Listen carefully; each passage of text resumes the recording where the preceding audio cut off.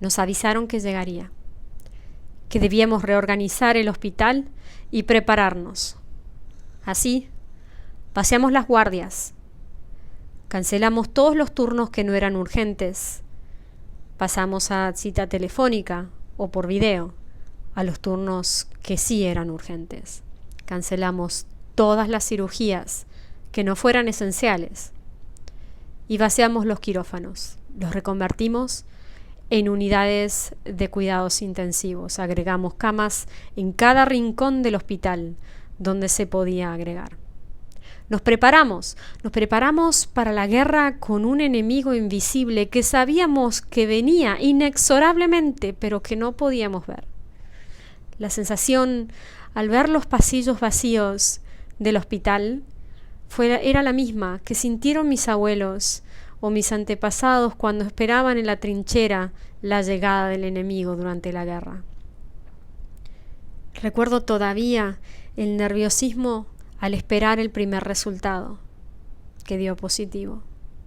Y después de ese, en cuestión de días, rápido, tan rápido como una avalancha, empezaron a llegar y llover casos. Se nos llenó el hospital de golpe. Todavía recuerdo esos momentos de los pasillos vacíos y quisiera poder volver el tiempo atrás.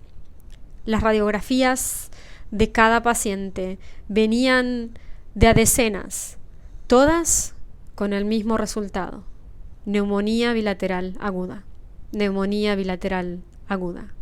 Y pronto no alcanzaron los respiradores, no alcanzaron los recursos y tuvimos que empezar a elegir a quién atender primero y a quién mandar a su casa a morir. Eso decía un comunicado, una carta de uno de los colegas de mi tío en Italia. Como muchos de ustedes saben, soy descendiente directa de italianos. Parte de mi familia todavía está en Italia, en el norte de Italia. Somos de Udine, del Friuli. Cuando yo me enteré de la situación en Italia, inmediatamente me puse en contacto con mi familia y todavía lo hago. Tristemente, todas las semanas escribo para preguntar si todavía están todos, si todavía están vivos. Entre las cartas y las comunicaciones y los mensajes de WhatsApp, mi tío y mi prima, que también es médica, me cuentan la situación tan triste que está viviendo Italia. Verán, en Italia se puede decir que muchas cosas salieron mal, o que muchas cosas se hicieron mal, depende de quién lo debata. Está quien dice que las medidas se adoptaron demasiado tarde, está quien dice que al tomar medidas escalonadas se cometieron errores, que quizás se relajó demasiado la medida inicial. Algunos dicen que cuando empezó la cuarentena, después de 2 semanas los italianos se aburrieron y salieron a pasear y todo empeoró la situación. Hay otros que dicen que cuando se tuvieron los primeros casos en la Lombardía, al norte de Italia, al noroeste, todavía no se tomaron las medidas apropiadas para aislar verdaderamente los casos. La verdad es que se puede discutir mucho, pero la realidad es que Italia sufrió un efecto devastador. Hasta hace muy pocas semanas, Italia era el país más afectado por coronavirus del mundo, y ahora, a pesar de que Estados Unidos es el más afectado, sigue siendo el tercero con mayor número de casos y mayor número de muertes. El primer caso en Italia se dio por 2 turistas chinos que fueron de turismo y dieron positivo el 31 de enero. La evolución fue muy rápida. El 21 de febrero se confirmaron 16 casos en la Lombardía y el primer muerto. Tan solo una semana más tarde, un poco más de una semana más tarde, el 29 de febrero, ya había 1.128 casos. Para el 5 de marzo, nuevamente una semana más tarde, había 5.000 casos aproximadamente, y para la fecha que yo realicé este discurso, que yo lo escribí, el 8 de abril, había 139.422 casos. Los muertos pasaron de el primer muerto el 29 de febrero a contarlos por centenas recién para el 8 de abril, pocas semanas más tarde, apenas un poco más de un mes. En pocas semanas la situación fue terrible. El correo del que les hablé al principio, de mi tío, me llegó unos días antes del pico, del 21 de marzo. Y entre toda su tristeza y toda la gravedad de la situación que me contaba mi tío, una de las palabras más tristes que escribió fue: y todavía no llegamos al pico. Afortunadamente, como ya lo dije, el 21 de marzo se registraron 6.557 nuevos casos y fue el día del pico de la pandemia en ese país. Como dije, muchos debaten la cantidad de errores que se cometieron en Italia. Incluso algunos dicen que es el ejemplo de todo lo que no se debe hacer cuando se encuentra uno con una pandemia. Algunos también creen que el problema fue que, si bien se estaban llevando a cabo ciertas medidas de distanciamiento social, de hecho no me gusta llamarlo distanciamiento social, prefiero llamarlo distanciamiento físico, porque uno puede estar cerca aunque estando lejos. Y entonces el gobierno italiano hace poco compartió con los ciudadanos unas medidas para tomar en casa, porque aparentemente, a pesar de estar separados, los italianos seguían contagiándose. ¿Qué estaba sucediendo? Mucha gente se estaba contagiando dentro de sus casas, porque muchos casos de COVID-19 estaban cursando la enfermedad en su casa. Por lo tanto, el gobierno repartió con los ciudadanos unos protocolos para ingresar al hogar, para salir del hogar y para compartir el hogar con casos positivos de COVID-19 o también con personas vulnerables, que son parte del sector vulnerable. Y los voy a compartir con ustedes. El protocolo de ingreso a casa indica que cuando uno va a ingresar al hogar, tiene que tener bien establecidas zonas sucias y zonas limpias del hogar, al igual que se hace con los procedimientos quirúrgicos. La zona sucia es la zona que va a estar contaminada, es decir, donde vamos a dejar todos los elementos que vienen del exterior y que probablemente o posiblemente estén contaminados con coronavirus. La zona limpia es, digamos, nuestro búnker en la casa, el lugar seguro donde nos podemos mover con libertad y estar seguros de estar limpios y no correr riesgo de contagiarnos con el virus, porque después de todo los seres humanos necesitamos de algún modo movernos libremente en algún lugar. Entonces, lo más importante es delimitar la zona de ingreso como zona sucia, de marcarla. Algunos incluso recomiendan poner cintas en el piso para indicar cuál es la zona sucia.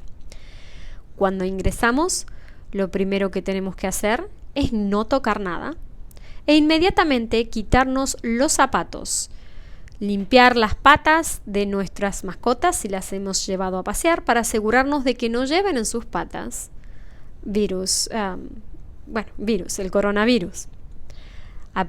Después de esto, lo que hacemos es quitarnos toda la ropa, incluso la ropa interior, y colocarla dentro de una bolsa que luego se llevará a la lavandería de la casa para lavar. Es importante lavar la ropa en agua tibia y con mucho jabón para que se desinfecte. En Canadá, que tenemos las secadoras, también es recomendable utilizar el ciclo de desinfección o sanitizing para desinfectar la ropa. Después debemos colocar todos nuestros efectos personales que hemos llevado con nosotros dentro de una caja en la zona sucia. Estos son llaves, tarjetas de crédito, teléfonos celulares, etc. Lo siguiente que vamos a hacer, intentando no tocar nada de la casa, es bañarnos completamente, de pies a cabezas, con abundante jabón y asegurarnos de lavarnos las manos durante 20 segundos, como lo aconsejan todas las autoridades. Una vez que estamos bañados y que nos podemos colocar ropa limpia, vamos a desinfectar los elementos que hemos llevado afuera. Para hacerlo utilizamos una solución desinfectante. Ya han compartido diferentes opciones. Una es 9 partes de agua por 1 parte de lavandina. También podemos armar una solución con agua y agua oxigenada. O también podemos utilizar una solución jabonosa. Si utilizamos una solución jabonosa, vamos a tener que limpiar durante 20 segundos, al igual que si nos estuviéramos lavando las manos. Si vamos a utilizar alcohol, podemos también utilizar una solución con alcohol con 70% de alcohol como mínimo. También, una vez que hemos desinfectado estos efectos personales, ya pueden ingresar a la zona limpia de la casa y vamos a desinfectar con frecuencia todos los picaportes que hemos tocado para ingresar a la casa, etc. Los zapatos que hemos utilizado para afuera no deben ingresar al hogar, se quedan en la zona sucia. Nuevamente, asegurándonos de no tocar nada, vamos a desechar todas las cosas. Recordemos que no se puede realizar una desinfección 100% segura, pero vamos a tratar de hacerla lo más segura posible. Ahora, cuando salimos del hogar. Cuando vamos a salir del hogar también tenemos que seguir ciertos protocolos. Primero que nada, tenemos que intentar utilizar ropa de mangas largas para que tengamos menos superficie del cuerpo expuesta. En lo posible, si nos permite el clima, utilizar una chaqueta lo más larga posible. El cabello siempre recogido, bien recogido, para que no haya partes sueltas que también puedan contaminarse. En lo posible, usar la mascarilla y seguir las indicaciones que nos han dado sobre cómo se debe colocar de manera segura la mascarilla. Hay que evitar utilizar el transporte público. Si salimos con nuestras mascotas, tenemos que intentar que no huelan o que no se paren en superficies donde han estado otras personas. Debemos llevar siempre pañuelos descartables para contener nuestra tos o nuestros estornudos. También debemos llevar una bolsa para poder descartar estos elementos una vez utilizados y asegurarnos de, cuando lo terminamos de utilizar, doblarlo adecuadamente para no tocar el interior de este. Si tosemos, tenemos que procurar toser o estornudar sobre el codo, como ya nos han indicado las autoridades. Para pagar cualquier cosa que vayamos a comprar, debemos evitar el uso de efectivo, billetes o monedas, puesto que estos son un vector muy importante para el virus. Intentemos pagar siempre con tarjeta de crédito o de débito y, en lo posible, hagámoslo con la función sin contacto. Después de haber tocado cualquier cosa, debemos lavarnos las manos por 20 minutos con agua y jabón, como ya nos han indicado las autoridades. Nuevamente, evitemos tocarnos la cara y hay que mantener una distancia con las otras personas de al menos 2 metros. Si nosotros tenemos a una persona vulnerable en la casa o tenemos a alguien que ha tenido un diagnóstico de COVID-19 o, como ha sido mi caso personal, una persona que ha estado en cuarentena o que debe estar en cuarentena por un posible contagio de COVID-19, debemos seguir los siguientes protocolos o los siguientes cuidados en el hogar, ya que esta persona debe estar en nuestro hogar porque quizá no tiene otro lugar donde ir o donde estar. Nos debemos asegurar que la persona esté aislada del resto de los integrantes de la casa o de la familia, como fue mi caso. Se debe dormir en una habitación separada y no compartir la cama ni las sábanas. Sí, señores, durante 14 días, 20 en realidad, no pude dormir en la misma cama que mi marido. Debemos asegurarnos de utilizar un baño separado. Si se puede y la casa lo permite, tener un baño exclusivo para la persona que es vulnerable, que tiene un posible contagio de coronavirus o que de verdad tiene un diagnóstico de COVID-19. Si se debe utilizar el baño cada vez que la persona con que he descrito anteriormente, con vulnerabilidades o con posible diagnóstico de COVID-19, debe desinfectar ella misma el baño al salir con esta solución con lavandina, como había dicho anteriormente. También se puede utilizar los desinfectantes del mercado como Lysol. La persona misma debe realizarlo, si lo puede, por supuesto, si se encuentra en condiciones de hacerlo. Y si lo debe hacer alguien más, esta persona debe usar mascarilla y guantes para poder realizar esa desinfección. La persona debe mantenerse en su habitación, no debe ir a los lugares donde se encuentran el resto de los habitantes del hogar.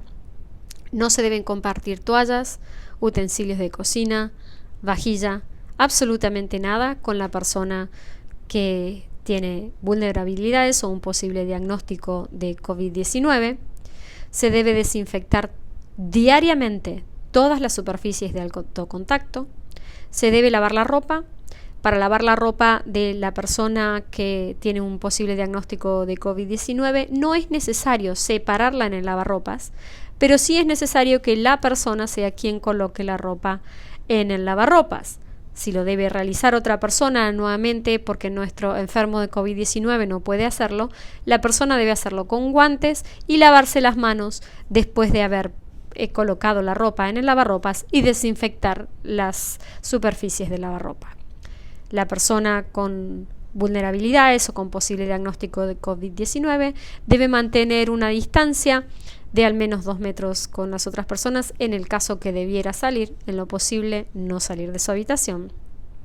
Se debe ventilar la habitación donde esta persona está bastante seguido, en lo posible todos los días, y se deben controlar si hay un posible diagnóstico de COVID-19 o si ya está diagnosticado COVID-19, se deben monitorear los síntomas todos los días, se debe tomar la temperatura cada 2 o 3 horas y verificar que no supere los 38 grados centígrados. Si los síntomas empeoran o sube la temperatura por encima de la indicada, se debe llamar al médico y probablemente acudir a la guardia del hospital. Si por algún motivo se debe salir de la casa, en el caso de estar con alguien con vulnerabilidades, o la persona con diagnóstico de COVID-19 debe salir del hogar y regresar, el conteo de 14 días debe reiniciarse, porque como ya sabemos el periodo de incubación es de 14 días. Con todo esto, ya sabemos que la mejor vacuna contra el coronavirus, como lo han dicho las autoridades y los profesionales de la salud, es la prevención. ¿Cómo lo hacemos? Lavándonos las manos con frecuencia, no nos tocamos la cara, mantenemos un distanciamiento físico, no emocional, físico, no social, físico. Todavía tenemos la internet para comunicarnos y poder mantenernos unidos en estos tan duros momentos. Pero también, a pesar de todo esto, es importante siempre recordar que debemos seguir los protocolos que hemos indicado anteriormente para asegurarnos que el coronavirus no ingrese a nuestro hogar. Estén sanos.